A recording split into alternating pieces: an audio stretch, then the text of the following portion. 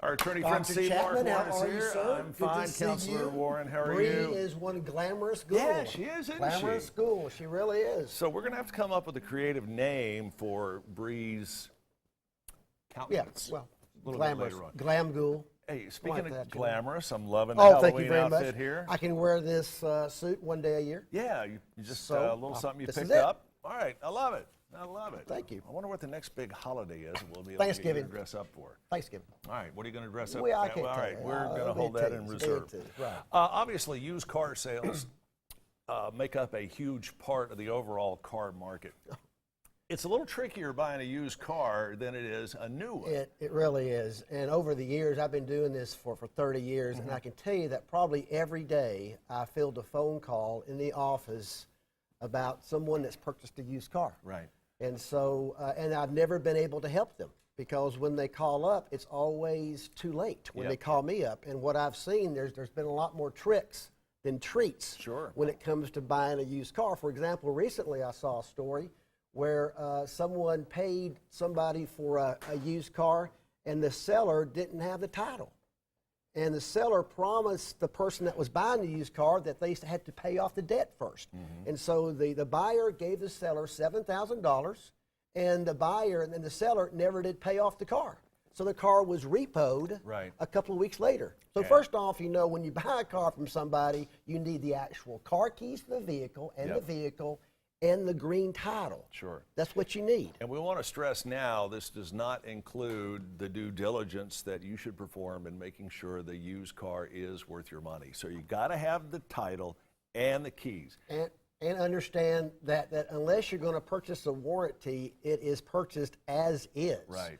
If you drive it 5 miles and it breaks down and you call me up and say, see, Mark, I just bought a used car and it broke down on me, what can I do? I said, well, there's not very many options unless you have a warranty with the car. So you buy it as is. Also make sure that the warranty is at least as long as your payment period. Sure. I had a phone call yesterday where someone bought a 3-month warranty and the car's been in the shop 4 or 5 times. However, he's got to pay off the note in 12 months. So he bought a 3-month warranty, 4,500 miles. He's got a 12-month note. So if you're buying a warranty, be smart on the warranty period. Also understand where the cars are going to be repaired. This car has constantly been repaired at the place where he purchased it. Not at an independent car mechanic or something, but he's dropping his car off. He's without a vehicle. Yeah. You know, they are performing under the warranty. They're fixing the car. 3rd time, they're fixing the car. But he's without a car. So make sure, you know, that it's just when you buy from a private party, you know, there's benefits from buying from a private party because sales tax and Sure. whatnot, you know, but you have to be very cautious about the car you're buying from a private party. All right, and of course you can find out a lot about that through Carfax. Carfax has changed the layout because anyone go to Carfax.com and pull up the vehicle history. It's standard operating procedure. If you're buying a car from somebody and they don't use Carfax, red flag. Yeah, Because now they're using other businesses out there in lieu of Carfax.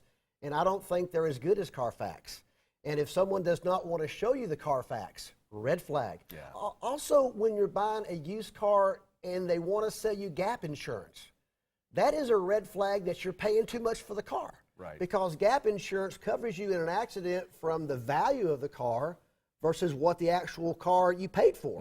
And so the value could be $4,000 and you're paying $7,000.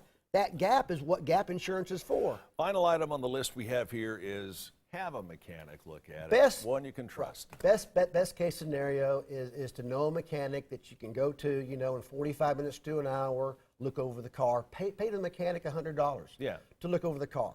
Because there's Best a lot way. of things that a mechanic can pick up on in 20 minutes. Just that pop in the literally hood. We couldn't do we couldn't for do a long it. time. Maybe Could you're a not. doctor. I mean, you probably do it, but I couldn't do it. Pop in No, the I hood. could I'm not not. sure what I'm looking at.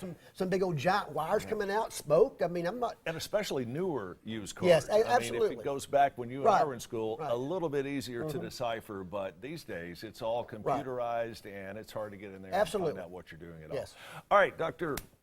Warren, Dr. we're Chapman, going to, thank you. it's a pleasure being, we'll consult on We this will, here a we little will. bit later. All right. Hey, get in touch with Mark Warren at Warren and Griffin down on Georgia Avenue. The phone number 265-HURT and the website warrenandgriffin.com. Griffin.com.